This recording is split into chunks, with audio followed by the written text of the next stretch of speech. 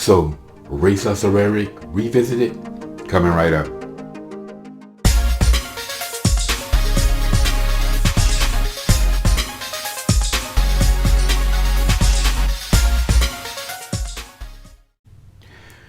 What's up, y'all? Welcome back to Common Sense, Logic, and Reason. And as always, I'm going to say thank y'all for joining me today. So I've made several videos now, and I've been making videos since 2017, December of 2017. So it'll be coming up on 3 years for me now. And I like I said, I made a lot of videos, and there have been a lot of new subscribers to my channel who didn't see a lot of the old videos. And I like to revisit them from time to time to go over information and that they haven't seen. So one of my earliest videos, very first videos that I made was Race Hustle Rhetoric. My first in a series of Race Hustle Rhetoric videos in which I explained what Race Hustle Rhetoric was. And I'm going to do that again because that was like, almost 3 years ago now. So anyway, Race Hustle Rhetoric pretty much is nothing but a bunch of rhetorical statements that race hustlers use as evidence that America is a racist nation with all this systemic white supremacy or systemic racism and white supremacy and white dominant society. Just excuse on top of excuse on top of excuse. Now, Race Hustle Rhetoric, the reason why I call it Race Hustle Rhetoric is because of one, it's created all by the race hustlers. The race hustlers created all. And number two, because they speak it to the point that it becomes rhetorical.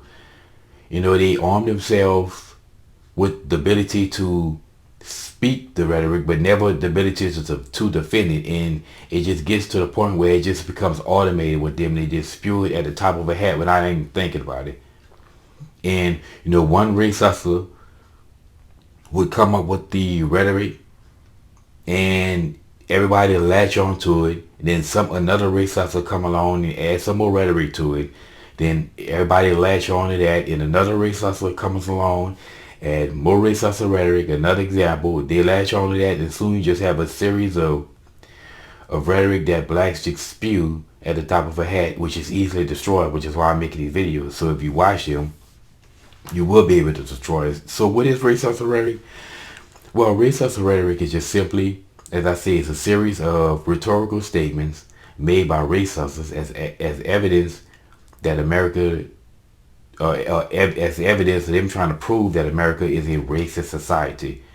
Now, in my experience, I've identified two types of race hustle rhetoric that I've run into, and if I run into any more examples, I will basically make videos on that as well. But the two types of race hustle rhetoric that I've identified is end result thinking and historical crime. Now, end result thinking is the one that you're gonna mostly run into, and end result thinking is just a series of them finding any end result that's unfavorable to me or my group.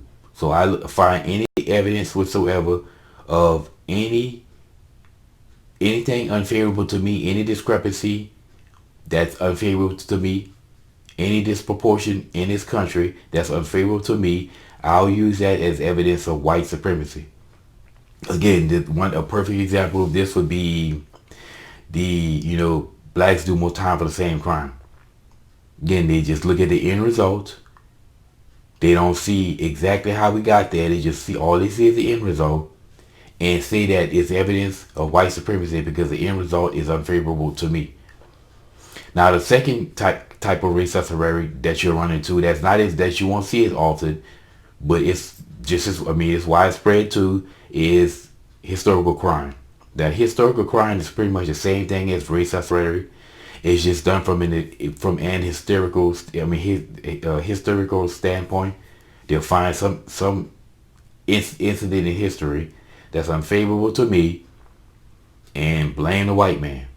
Again, a perfect example would be slavery, right? That blacks were enslaved in this country, so therefore America's a racist society. Again, it's ignorant because slavery was everywhere. Racism and slavery was everywhere, and honestly, it will be everywhere. That's just human nature.